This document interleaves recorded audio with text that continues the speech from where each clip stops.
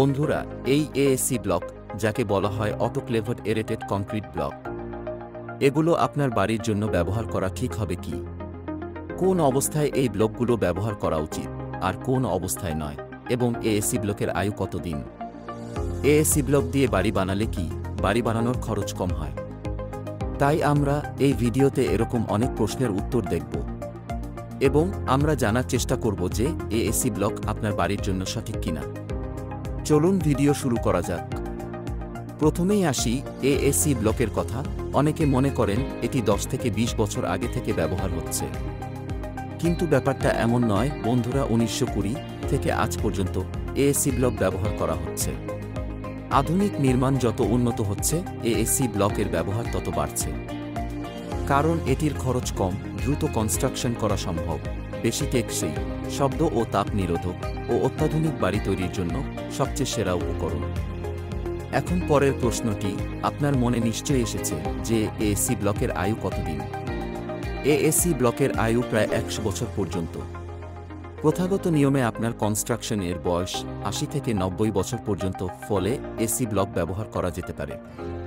হ্যাঁ, তবে এর জন্য আপনার এসি ব্লকের মান ভালো হওয়া উচিত।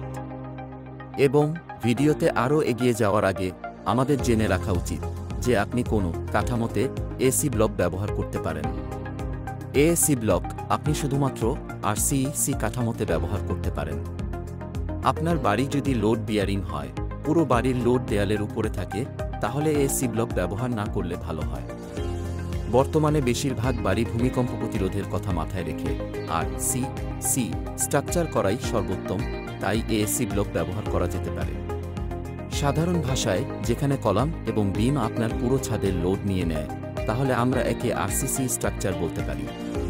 তাই এই ধরনের স্ট্রাকচারে আপনার ইঞ্জিনিয়ারের সাথে পরামর্শ করার পর আপনি এসি ব্লক ব্যবহার করতে পারেন। ভিডিওর শেষে আমরা দেখব যে কিছু শর্ত রয়েছে যেখানে এসি ব্লক ব্যবহার করা বাঞ্ছনীয় নয়।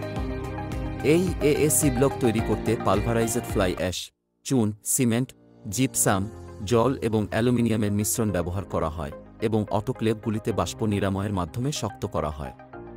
এএসসি ব্লকের সবচেয়ে বড় সুবিধা হল এর ওজন লাল ইটের চেয়ে 50% কম। এর বিভিন্ন সুবিধার ফলে বিশাল স্ট্রাকচারে এটি ব্যবহার হয়, ফলে সামগ্রিক নির্মাণ খরচও কম হয়। এর সবচেয়ে বড় কারণ হল, যদি বাড়ির কাঠামোটি হালকা হয়, তবে এর জন্য যে রড ব্যবহার করা হবে তাও কমে যাবে।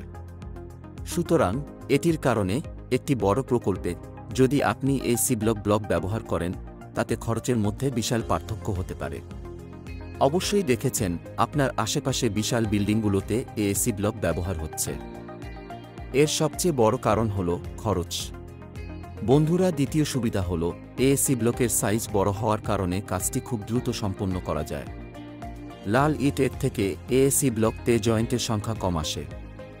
এই কারণে মশলাও কম লাগে এবং কাজও তাড়াতাড়ি শেষ হয়ে যায়। সুতরাং এই কারণগুলির জন্য বিশাল বিল্ডিংগুলিতে প্রচুর পরিমাণে এএসসি ব্লক ব্যবহৃত হয়। এখানে দ্বিতীয় যে বিষয়টি আসে তা হল এএসসি ব্লকের জল শোষণের ফ্যাক্টর 10% বেশি কম। অর্থাৎ এই এএসসি ব্লক নিজের ভিতরে অনেক কম জল শুষে। এবং উদাহরণস্বরূপ, আপনি যদি এই এএসসি ব্লকগুলিকে অনেক সময় জলের নিচে রাখেন, তাহলেও আপনি এর ভেতর দেখবেন শুকনো রয়েছে। তাই প্রধানত এর দুটি উপকারিতা রয়েছে। প্রথম সুবিধা হল, আপনি নিশ্চয়ই দেখেছেন যে একটানা কিছুদিন বৃষ্টি চলতে থাকলে বাইরের বৃষ্টির কারণে ইট ভিজে যেতে থাকে এবং এর আর্দ্রতা ভিতরের দিকে আসতে থাকে। ফলে আপনার দেয়ালগুলি সম্পূর্ণ ভেজা দেখাতে শুরু করে এবং আপনার পেইন্টটিও খারাপ দেখাতে শুরু করে। যদি এখানে এসি ব্লক থাকে, তবে আপনার এসি ব্লকের সাথে এই জিনিসটি হওয়ার সম্ভাবনা খুব কম, কারণ আমরা দেখেছি এটি দ্রুত জল শোষণ করে না। তাই এই কারণে সেই দেয়ালের ভিতরের অংশটি দ্রুত ভিজে যাবে না। তাই এই জিনিসটির বড় প্রকল্পে সুবিধা নেওয়া হয়, কারণ সেখানে এএসসি ব্লক দিয়ে তৈরি দেয়াল। অবশ্যই বাইরের দিকে বালির প্লাস্টার থাকে, কিন্তু ভিতরে কিছু জায়গায় বিনা প্লাস্টারে ব্যবহার করা হয়, সেখানে স্যান্ড প্লাস্টারে করা হয় না। তাই এখানে স্যান্ড প্লাস্টারের খরচ বাঁচানো যায়। পরবর্তী সুবিধা হল এএসসি ব্লক একটি ভালো অগ্নি প্রতিরোধক।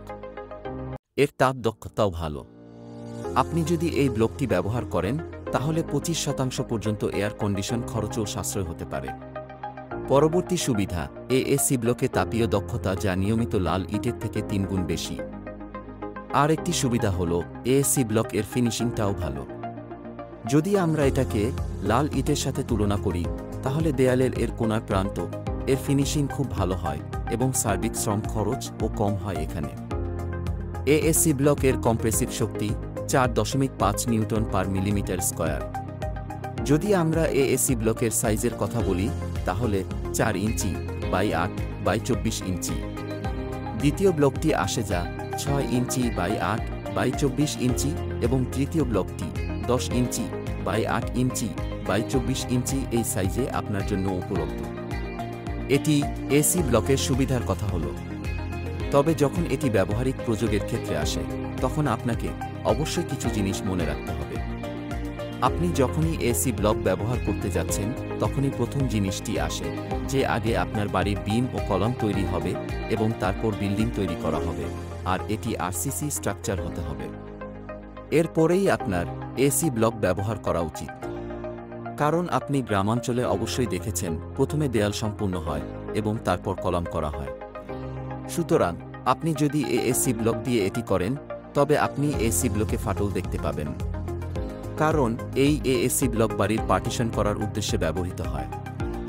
আর আপনি যদি এর উপর লোড রাখেন তবে আপনি এটিতে ফাটল দেখতে পাবেন।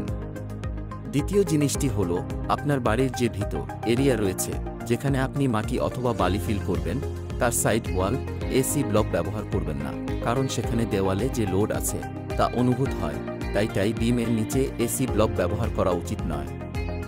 এবং যেমন আমি আপনাকে প্রথম পয়েন্টে বলেছি যে এই ব্লকটি দ্বিগুণ লোড নেওয়ার জন্য সুপারিশ করা হয় না।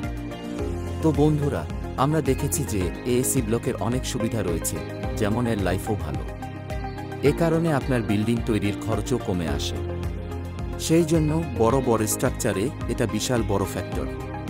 তাই যদি আপনি আপনার বাড়ির জন্য এএসি ব্লক ব্যবহার করতে যাচ্ছেন তাহলে প্রথমেই আপনার আরসিসি সম্পূর্ণ করতে হবে, অর্থাৎ আপনার বাড়ির কলামের বিম এবং স্ল্যাব আগে সম্পূর্ণ করতে হবে।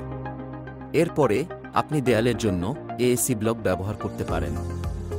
এবং যখনই আপনি আপনার বিল্ডিংয়ের জন্য এএসি ব্লক ব্যবহার করতে চান আপনাকে অবশ্যই আপনার ইঞ্জিনিয়ারের সাথে একবার পরামর্শ করতে হবে, কারণ প্রতিটি জায়গায় মাটির অবস্থা আলাদা আলাদা হয়।